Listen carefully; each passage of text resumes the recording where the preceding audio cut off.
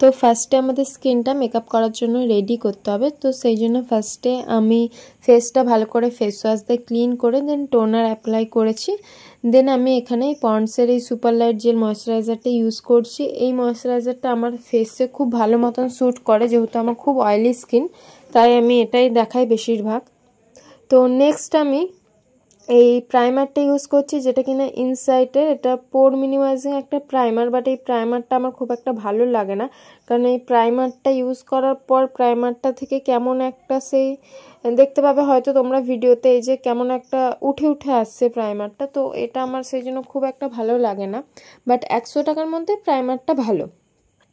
তো নেক্সট আমি এবারে ফাউন্ডেশন ইউজ করছি। তো আজকে আমি কোনোরকম কোনো কনসিলার বা কারেক্টার ইউজ করিনি, যার জন্য আমি এখানে রিকোডের এই ফাউন্ডেশনটি ইউজ করছি। এটা একটা ম্যাট প্লাস ওয়াটারপ্রুফ ফাউন্ডেশন, আর এটা ফুল কাভারেজ, আর এটা ভীষণ হাই কাভারেজ একটা ফাউন্ডেশন, যার জন্য আমি আজকে কোনোরকম কোনো কনসিলার ইউজ করিনি। আর তোমরা দেখতে পাচ্ছ, তোমরা বুঝতেও পারবে না যে আমার ফেসে কিছু পিম্পল স্পট রয়েছে বা চোখের তলাতেও কিছু ডার্ক সার্কেল রয়েছে, সেটা তোমরা কিন্তু দেখে বুঝতে পারবে না। আজকে আমি কোনোরকম কোনো কারেক্টারও করিনি, আর পরবর্তীকালেও আমি কোনো কনসিলারও ইউজ করিনি, সেটা তোমরা পরে ভিডিওতে দেখতে পারবে।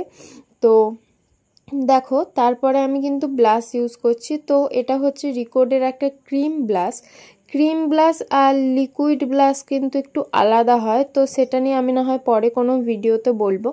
তো যাই হোক, আমি ব্লাশটাও ভালো করে ফেসে অ্যাপ্লাই করে নিচ্ছি। তো ব্লাশটা ভালো করে অ্যাপ্লাই করে নেওয়ার পর আমি সেটা বিউটি ব্লেন্ডার দিয়ে ভালো করে ব্লেন্ড করছি। তো একটু টাইম নিয়ে ব্লেন্ড করতে হয়, যেহেতু ক্রিম ব্লাশ, এটা লিকুইড ব্লাশ হলে হয়তো মানে আর কি অতটা প্রবলেম হয় না।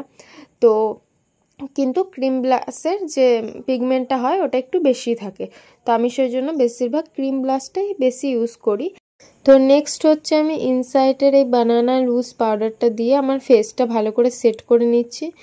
তো আমি কিন্তু ব্রাশে করেই পাউডারটা অ্যাপ্লাই করছি আজকে, তোমরা চাইলে পাফে করেও অ্যাপ্লাই করতে পারো। আর একটা কথা বলে রাখি, এটা যেহেতু জুলাই মাস চলছে আর এবছর পুজো তাড়াতাড়ি পড়েছে, তো সেই জন্য আমি ভাবছি নেক্সট মান্থ মানে আগস্ট মাস থেকে কিন্তু আমি দুর্গাপুজো মেকআপ সিরিজ স্টার্ট করব। আর আমি অনেক রকম মেকআপ ভেবে রেখেছি যে কি লুক তোমাদের সাথে শেয়ার করব।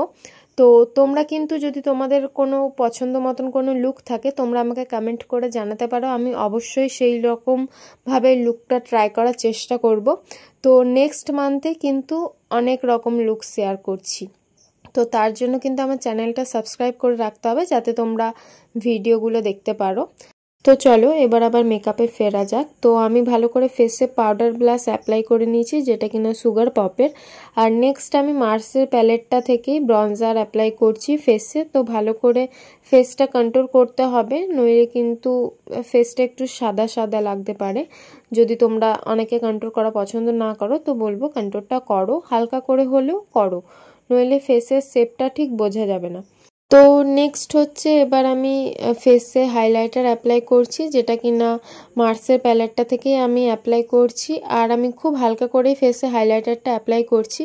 আর আমি যে মেকআপ লুকটা আজকে করছি, তো এইরকম মেকআপ লুকও কিন্তু তোমরা দুর্গাপুজোর সময় ট্রাই করতে পারো, কারণ এটা আমি একটা আনারকালি টাইপস ড্রেস পরে আমি আর কি মেকআপ লুকটা করেছি, যেটা চিকেন কারি কাজ করা, দেখতেই পাচ্ছ তোমরা। তো এইরকম একটা লুকের সাথেও কিন্তু তোমরা দুর্গাপুজোর সময় মেকআপ করতেই পারো। তো নেক্সট এবার আই মেকআপে ফেরা যাক। তো আই মেকআপের জন্য আমি ফার্স্টে ক্রিজ লাইনে একটা লাইট ব্রাউন কালারের শেড নিয়ে ভালো করে অ্যাপ্লাই করছি। তো তোমরা যদি বুঝতে না পারো যে কোন ড্রেসের সাথে কীরকম আই মেকআপ ভালো লাগবে বা কী আই মেকআপ করবো, চোখ বন্ধ করে ব্রাউন কালার দিয়ে যে কোনো আই মেকআপ করে নিতে পারবে তোমরা। তো তারপর লিডে আমি দেখো অ্যাপ্লাই করছি সেম ব্রাউন আর একটু অরেঞ্জিস টাইপের একটা শেড দিয়ে, দুটো মিক্স করে ভালো করে লিডে অ্যাপ্লাই করলাম। দেন আর একটা ক্লিন ব্রাশ দিয়ে আমি ভালো করে আর কি স্মাচ করছি জায়গাটা, যাতে কোনো হার্শ লাইন না থাকে। তো তারপর আইলাইনার পরছি, আর লোয়ার ল্যাশ লাইনের নিচেও কিন্তু আমি সেম ক্রিজ লাইনে যে সেটটা অ্যাপ্লাই করেছিলাম সেটাই অ্যাপ্লাই করেছি। আর আমি হালকা করে একটু ব্রাউন টাইপেরই একটা সিমার অ্যাড করেছি, তো সেটা আমি দেখাতে ভুলে গেছি।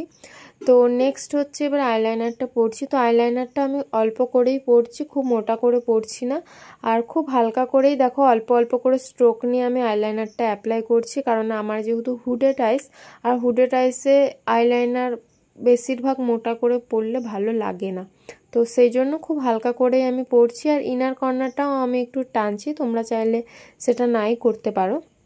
তো আমি আইলাইনার পরার জন্য কিন্তু এরকম 000 সাইজের ব্রাশই বেশিরভাগ অ্যাপ্লাই করে থাকি। নেক্সট আমি একটা ফিক্সার দিয়ে ভালো করে ফেসটা আমার সেট করে নিলাম। তো নেক্সট এবার লিপস্টিক অ্যাপ্লাই করব আমি। তার জন্য আমি মার্সের এই 14 নাম্বার সেটটা দিয়ে আমার লিপটা ড্র করে নিচ্ছি। তো এটা সেট নেমটা আই থিঙ্ক কোকো বাটার, আমি জানি না ঠিক, দেখো আমি দেখিয়ে দিলাম, হ্যাঁ কোকো বাটার। তো নেক্সট এবার আমি রিকোডের এই 3 নাম্বার সেটটা দিয়ে আমার লিপটা পুরোটা ফিল করে নেব। আর এই লিপস্টিকটা কিন্তু ড্রাই হয়ে যাওয়ার পর রেড লাগবে দেখতে, কিন্তু এখন দেখে অরেঞ্জ লাগছে জানি। আমি আর একবার লিপটা ড্র করে নিচ্ছি লিপ লাইনারটা দিয়ে।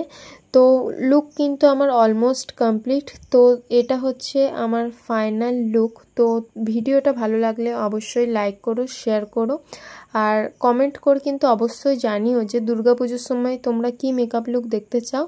আর আমার চ্যানেলটা কিন্তু সাবস্ক্রাইব করো।